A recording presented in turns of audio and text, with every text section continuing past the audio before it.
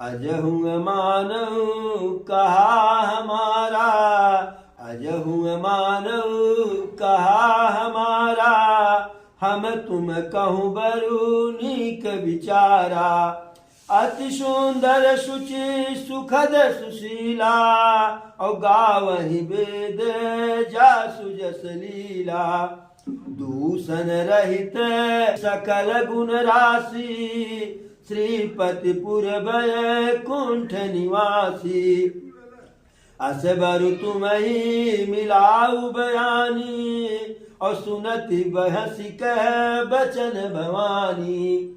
सप्तऋषि माता पार्वती को समझाते हैं, क्योंकि शंकर जी उनको इसीलिए भेजा है कि जा करके हमारे प्रति जो है पार्वती के मन में कितना प्रेम है उसका परीक्षा लीजिए। तो इधर उधर की बात करते हैं, लगाते हैं, बजाते हैं सप्तऋषि, और कहते हैं अब सुख सोवत सोचु नहीं, भीख मागी भव खाय। सहज एकाकिन के भवन कबहू किनारी खटाय।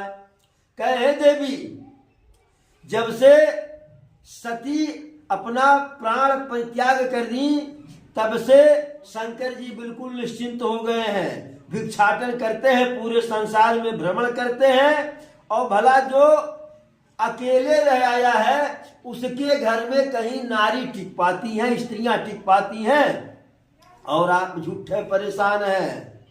अब भी आप हमारी बात मान लीजिए, बहुत कुछ नहीं बिगड़ा है। हम तुम कहूँ बरु नीक विचारा, हमने आपके लिए बहुत अच्छे वर का विचार कर लिया है, तलाश लिया है। कैसा वर?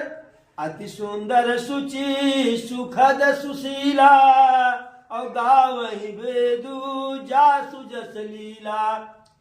सबसे अधिक सुंदर, सुख देने वाला, पवित्र, सुशील, और जिसके गुणों का वर्णन वेद में किया गया है, वेद करते हैं।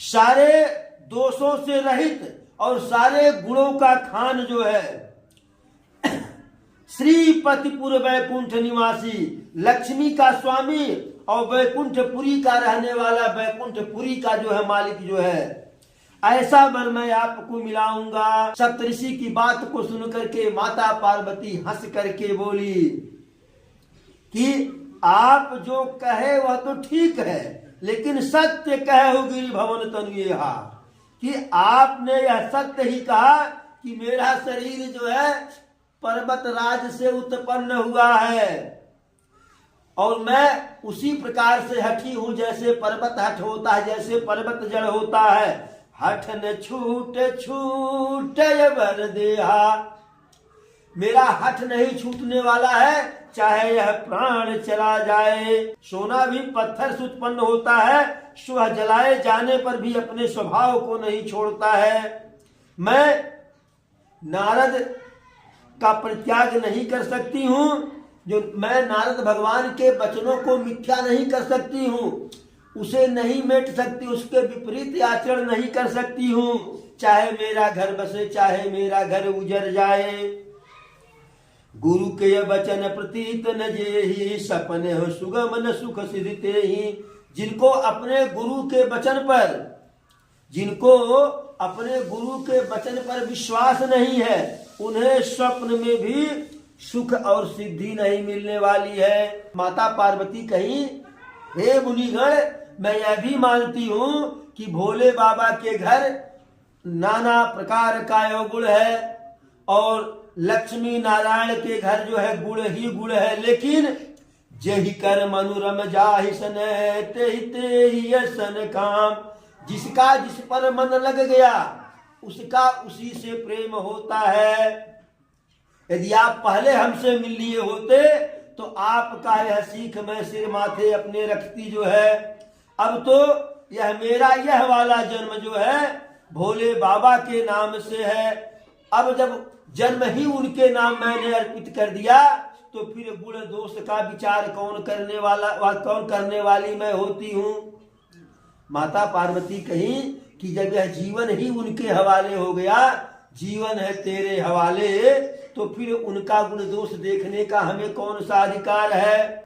आपके मन में विवाह कराने की बात आ ही गई है तो, और आप जैसे लोग जो है जो मन में ठान लेते हैं तो कर ही डालते हैं। तो संसार में अनेकों कन्या है, अनेकों वर है, जाकर के उनका विवाह कर दीजिए। और मेरा तो जन्म कोटि लगी रगरी हमारी, और बरहु शंभु नत रहु कुमारी। अनेकों जन्म लेना पड़े, करोड़ों जन्म लेना पड़े, मेरी यही प्रतिज्ञा रहेगी, यही हट रहेगा कि वर के रूप में वर्ण करूंगी तो भोले बाबा का वर्ण करूंगी, शंकर जी का वर्ण करूंगी, अन्यथा कुमारी ही रहूंगी। मैं नारद ऋषि के, गुरु नारद के वचनों को नहीं छोड़ सकती हूँ, उससे इतर नहीं हो सकती हूँ। आप कहिए, चाहे कितने बार कहिए, और चाहे स्वयं शंकर जी ही हमसे कह दें। माता पार्वती के वचनों को सुनकर के सप्तऋषि एकदम गदगद हो गए, प्रसन्न हो गए, उनका जय जयकार करने लगे। कहे माता आपकी परीक्षा लेने आए थे और अपने मन से नहीं आए थे, स्वयं शंकर जी हमको भेजे थे।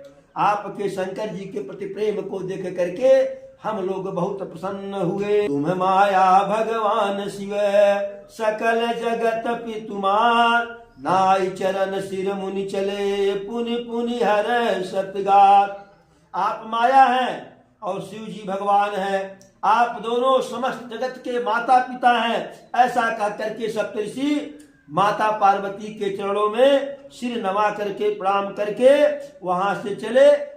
सप्तऋषि गए हिमांचल महाराज के यहाँ और माता गिरिजा की सारी करनी का विस्तार से वर्णन किए। शंकर जी उनको भेजे यह भी बताए और कहे जाकर के गिरिजा को, अपनी पुत्री को जाकर के अपने घर लेकर के वापस आइए। अरे भय मगन शिव सुनत सनेहा, हरसि सप्तऋष गवन गेहा, मनुथिर करि तब शाम्ब सुजाना, और लगे करन रघुनायक ध्याना। अब सप्तऋषि फिर भोले बाबा के पास गए और माता पार्वती की सारी कथा विस्तार से बता डाले। उनकी बात को सुनकर के प्रसन्न जी उनकी बात को सुनकर के शिव जी एकदम प्रसन्न हो गए और अपने मन को स्थिर करके राघवेंद्र सरकार का प्रभु श्री राम के चरणों में ध्यान लगा लिए। ठीक उसी समय, उसी कालखंड में एक तारक नामक असुर पैदा हुआ था, जो बहुत ही बलवान, बहुत ही प्रतापी था।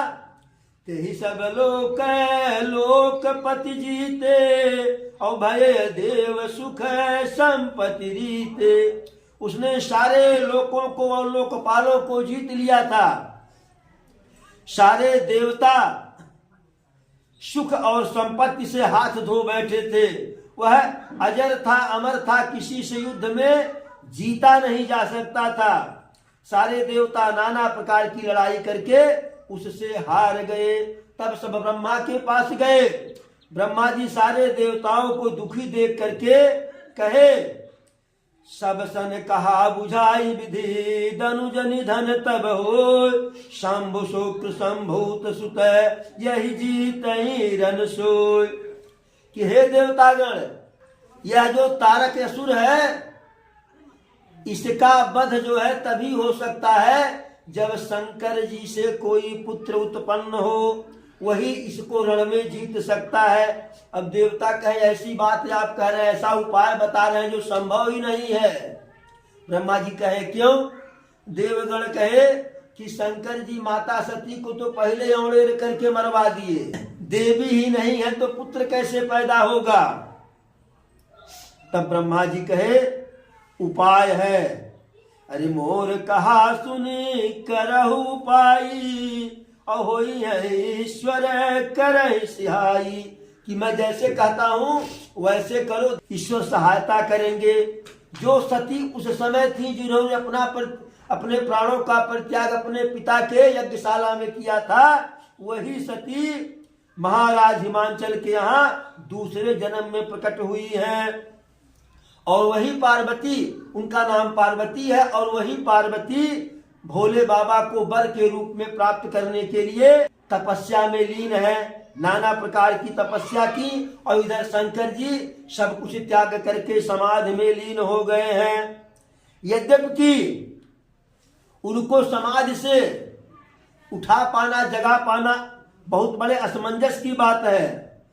जाकर के आप लोग प्रेरित करके कामदेव को उनके पास भेजिए।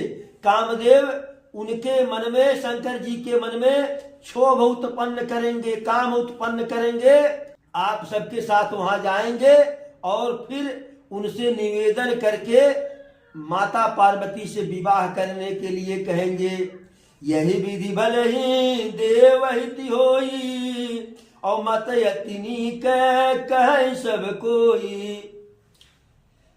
ब्रह्मा जी कहे कि इसी प्रकार से आप लोगों का हित हो सकता है। सारे देवता कहे तो बहुत बढ़िया बात है, बहुत अच्छी बात है। सारे देवता वही ब्रह्मा जी के पास ही खड़े खड़े कामदेव की स्तुति किए। कामदेव प्रकट हुए। कामदेव जब सारे देवता को मुंह लटकाए हुए कहे कि हमें किस लिए बुलाया गया है।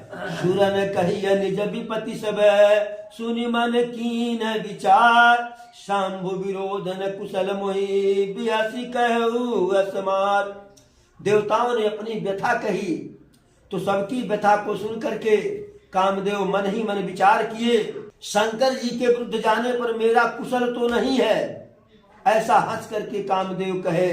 फिर भी आप लोगों के कल्याण के लिए आप लोगों का कार्य अवश्य करूंगा। श्रुति कह परम धर्म उपकारा।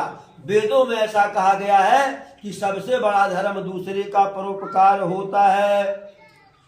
परहित लागी तजई जो देही और संतत संत प्रशंसित ही। जो दूसरों के हित के लिए अपना शरीर का परित्याग करते हैं, संत सदा उनकी ही बड़ाई करते हैं।